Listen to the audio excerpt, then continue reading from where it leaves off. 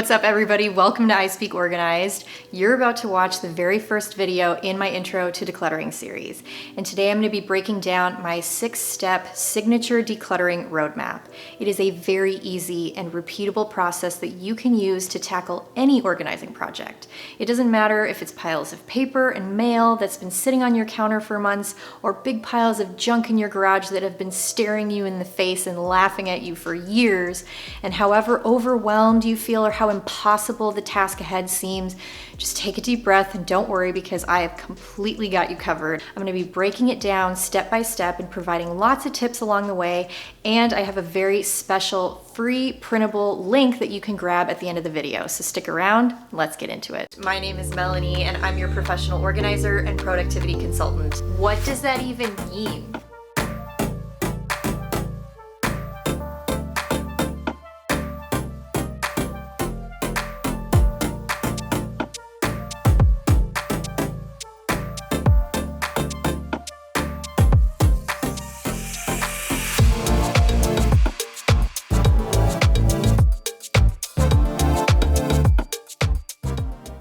Hey everybody, welcome back. If you are new to the I Speak Organized universe, then welcome. I'm Melanie. I'm your professional organizer, productivity-based life coach, and decluttering expert. I like to speak organized to give you the best tips and tricks to help you speak organized too. This entire video series is going to completely change the game for you at home, and I'm gonna help you conquer your clutter one step at a time. All of my strategies and tips are very easy. They're ADHD friendly. All of my product and storage suggestions are super easy to use, no fuss, nothing complicated, and I'm going to be providing you with some really important mindset shifts that are going to help you appreciate having more space, less stuff, help you punch fear and perfection in the face so that your clutter doesn't stand in your way anymore, and help you feel like you can finally get control of your space once and for all. I'm putting my mom bun on because we're about ready to talk decluttering roadmap. It's gonna get serious. Get our serious mom bun hair on.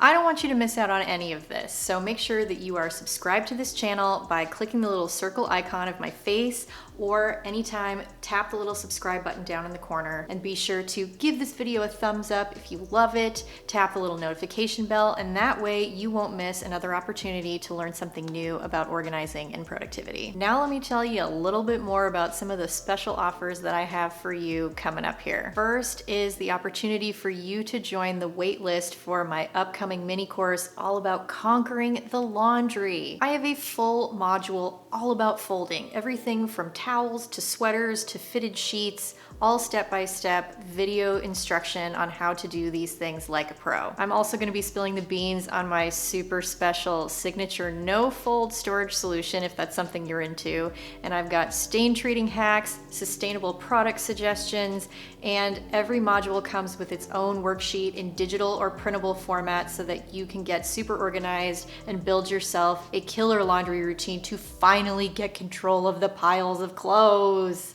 The link to join the waitlist is going to be down in the description area below, so make sure that you get on that list ASAP. The course is going to be launching in February. I'm also hosting a free 30-day decluttering challenge called I Speak Clutter Challenge. It's meant for the month of November to help us declutter for the holidays, but you can totally use it for December as well. And I have a series of videos that explains how you can join the challenge for free. No strings attached, nothing at all. You just need to sign up to receive the calendar that you can use and click the cards up in the corner. Get decluttered for the holidays so we can just max that relax and be all prepared for holiday shopping, Christmas lists, budgeting, meal planning, meal prepping, all that stuff that is kind of like anxiety inducing throughout the holidays. Got you covered, so click the link down in the description area to join that. My last special offer is for those aspiring pro organizers out there who want to chat with me. I offer low-cost pro organizing consultations that are recorded and sent to you, so you can come with a list of questions. We can talk about how to run your first session, what intake questions you should be asking, how to structure your pricing. I mean, all kinds of stuff. I could go on and on. So I'll provide the link to sign up for a consultation and get on my schedule. I usually book out a little bit far in advance so we can kind of talk about how to fit you in. And I'm also providing 20% off to those of you who want to purchase my Essential Forms pack so that you can save a ton of time and headache and know that you have the right forms in place to run your business efficiently and professionally. All right, we're sitting down, we're settling in for a little chat about my decluttering roadmap. The very first step to any decluttering project is to prep for it. The hardest part about getting things done is preparing to get them done. And this is something that is often overlooked, and it can really make a big difference. It's kind of a make or break thing. And in order to get things done, you have to get them out of your head. And so usually what I would suggest is to sit down and make a project specific plan. It doesn't have to be anything fancy, but just start to break apart the larger project. And remember this one very important thing. You cannot do a project, you can only do the next related action within the project. So I like to, let's say we're talking about decluttering a bathroom, that's the project, but we need to determine what the next immediate actionable step is. And so I will sit down and just start to write those things out. Maybe it's that I need to measure my space. Maybe I need to get rid of expired product and just sort of prioritize the things that you need to do, all those little micro tasks to move the needle forward. One roadblock that always holds us back is I don't have time to do this. That's one of the very first things that you need to do to prepare is designate a specific date and time, get it in your calendar, put a reminder, set a million alarms, whatever it is that you need to do to make sure that you are ready. You have set the expectation for yourself that this is going to happen on this day at this time for this long, and then just go from there. In addition to that, you're going to want to think about the supplies that you need, the tools that you need. Maybe you're going to need to invest in a new storage solution. Maybe you're definitely going to need trash bags and recycling bins and sorting bins and things like that. So just make sure that you're prepared with the supplies and tools that you need. So that could be a good thing to jot down. And then also dress the part. I know that sounds really strange, but it's kind of like when you're trying to get into a new exercise routine. You want to dress the part so that you have no excuse. You get up in the morning, you put your running clothes on, you put your running shoes on, and therefore you are the identity of a runner. You're going to go and do that activity. So when you're getting ready to declutter something, you want to be comfortable, you want to be able to move freely, you don't want to get too hot. Maybe you need the right shoes. If you're working in the garage, you need to make sure that you have the right shoes for that, the right outfit so you're not going to get cold depending on what time of year it is. Just kind of think those things through, because those are often the variables that get overlooked and become excuses for why we aren't going to start a decluttering project. Prepare yourself to do it. Step number 2 is trash. Every professional organizer I've ever met does this on game day, on the very first decluttering day. You go into the space, you grab a trash bag, and you start tossing. Peter Walsh calls this trash bag therapy, which is a perfect term for this. It really is just a great way to get a quick win, to make visible change, visible progress in your space right away. You're gonna grab a trash bag, recycling bin, and just start getting rid of all of the old food containers, cans and bottles, wrappers, napkins, all of the things, all the trash that doesn't belong in the space. What happens when you have that extra trash in your space is it's going to continue to overload your visual cortex. It's going to pull your focus.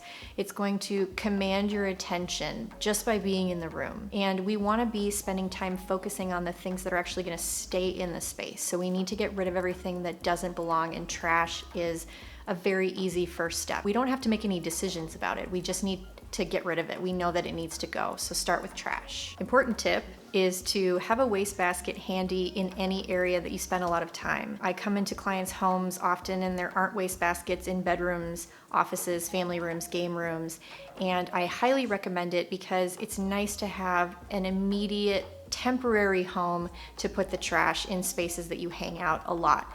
Especially if you work from home, you maybe eat at your desk. That's very common in today's world, and it is more realistic to keep that space clean and tidy if you have a temporary home for the trash in that space. Keep a few wastebasket liners underneath the one that's lining the trash can so that it makes changing the bag super easy. Step number 3 in my decluttering process is to stage. And this is my answer to sort of being realistic with decluttering. What I find with some other popular decluttering methods, we have this expectation. We are pumped and motivated. We're ready to do this. We go into the process thinking that we're going to be able to tackle it from start to finish in one go.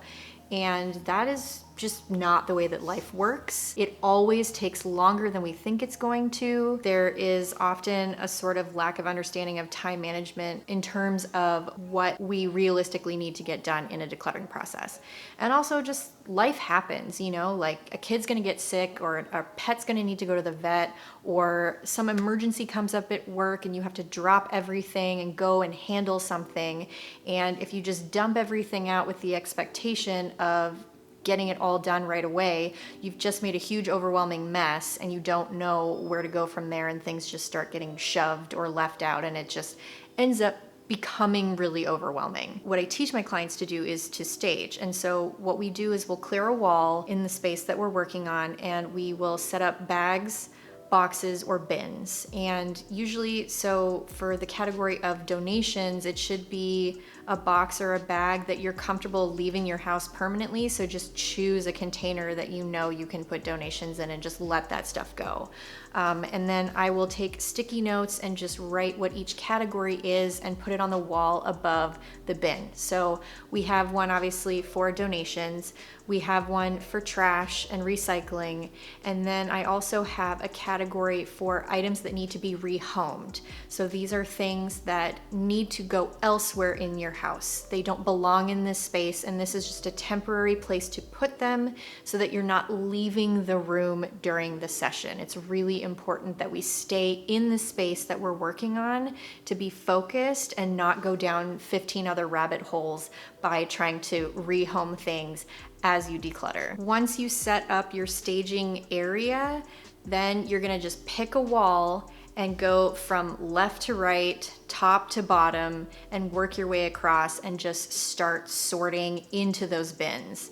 And that is how you can kind of create order in the chaos, just in case something comes up, you have to drop everything and go, and then you're able to come back and pick up pretty seamlessly where you left off and just keep sorting. Super important tip here, set a timer. Don't skip that step. It's really, really crucial to set boundaries for yourself with this process so that you have the sort of external motivation and accountability to keep going without having to redirect your focus a million times. You have a stopping point, you have the opportunity to take a break when the timer goes off, and then you can kind of regroup, marinate, and come back and do it again. Step number 4 is to categorize.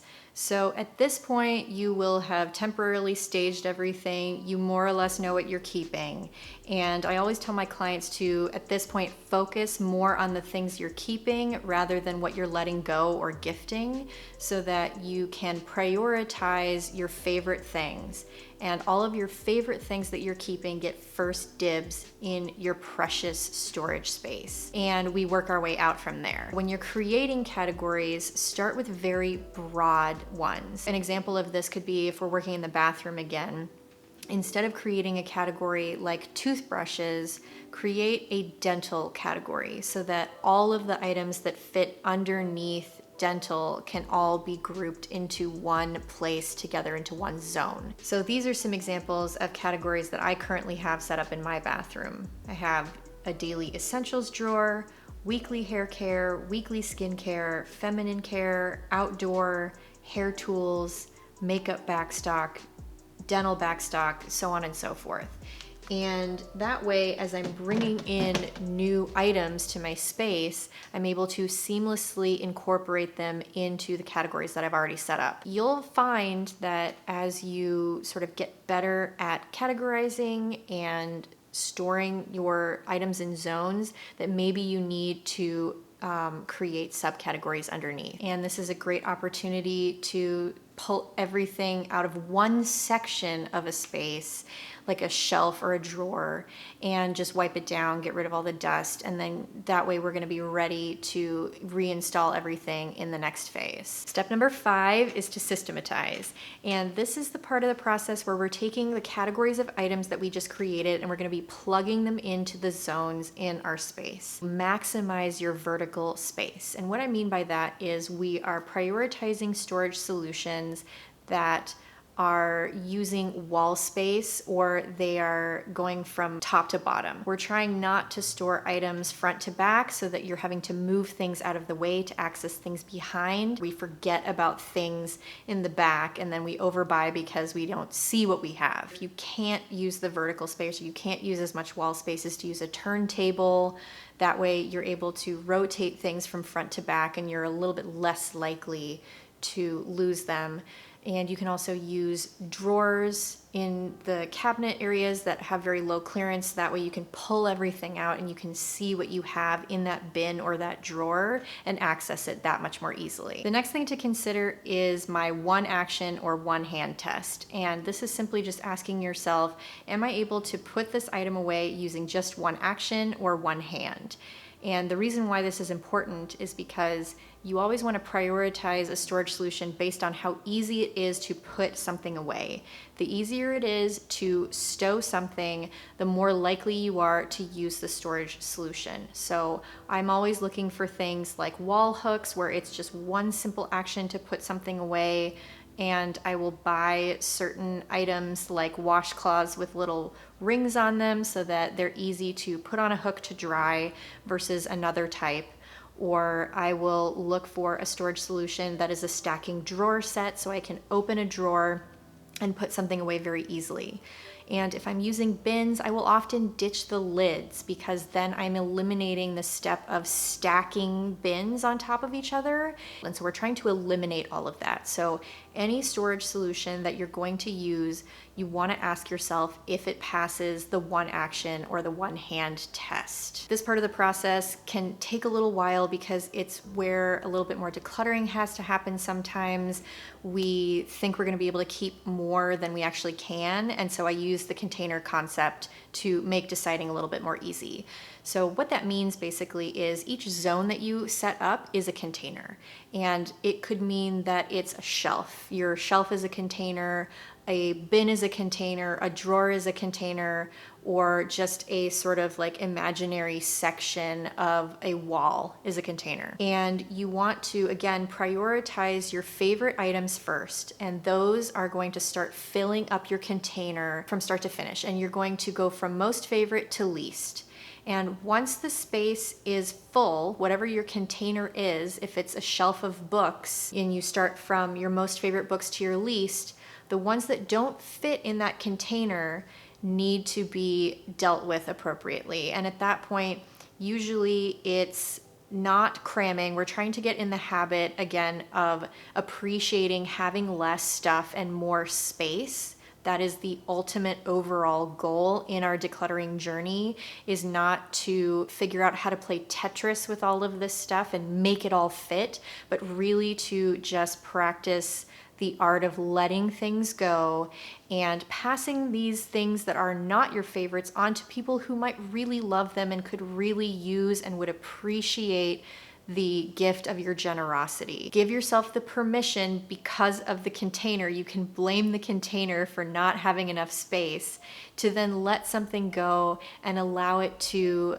fulfill its purpose and its destiny somewhere else with someone else who will love and appreciate it. Now, I understand that it's easy, once you've been decluttering for a long time, it's so much easier to let things go right away. And I understand that if this is new to you, you're not used to this, and it can be very difficult for people to let go of things at first. So what I suggest is, with all the overflow, the things that don't fit in your container, put them in a box for a little while. You don't have to take them to donate right away, but just feel what it's like to live with less in that space, and just feel what that is like to start to develop the appreciation for having less, and how much easier it is to function in the space when you don't have as many books on that shelf, or you don't have as many choices to make when you're getting dressed in the morning, because a lot of those extra things that you don't really use or wear are kind of out of your way. Maybe set yourself an alarm or a reminder on your calendar to check in with that box of extra stuff that didn't make the cut, and see if your really missing having those things in your life, or if you're really starting to develop that appreciation for more space, and you might find and surprise yourself that you're ready to let go of those things because now you're seeing the value of having less in your space and being able to function and flow easier. The sixth and final step in my signature decluttering roadmap is to wrap everything up. And the very first thing you're gonna do is take that donation box and put it in the front seat of your car. Don't get caught in the trap of putting it in the trunk and driving around with it like that meme where it sits in your trunk for months and months and then things slowly start to trickle back into your house and get back in your closet. We don't want that happening. So we wanna make putting the donations in your car in the front seat as visible and annoying as possible so that you're more likely to, the next time you're out running errands, swing by the donation center, drop that box off and be done with it. You also want to make sure that you take those bags of trash and recycling, put them in the trash container that goes out to the curb, get that all out of your house right away. And then the last thing is going to be to take that basket of items that belong elsewhere, and now is the time where you're going to start rehoming and depositing all of those things that live somewhere else. Okay friends, that's going to wrap it up. That's it. Thank you so much for sticking around and watching the whole video. And now is your opportunity to snag the free printable of my decluttering roadmap. All you have to do is click the link down in the description area of the video, and I'll also pin it as the top comment in the comment section, and you just go to the website, fill out your info, and an email will be fired off with your link to download the calendar. And I do it that way because I don't want my content just floating around all willy-nilly on the internet for somebody to see, use it incorrectly, have a bad experience, and that's just not the vibe I'm going for. And I just really want to honor those folks who come and watch the video and take the time to see it and understand how to use it and get the full value out of my strategies so that you have a good experience and you make real lasting progress with your decluttering journey. Wait, Mommy, here it comes. Somebody's up from their nap. It's me, Mommy. Yeah, it is. Do you want your Elmo bar? Yes. There you go. Huge shout out to all of you who are part of my 1,000 subscribers. I can't even believe that I hit 1,000 subscribers just yesterday.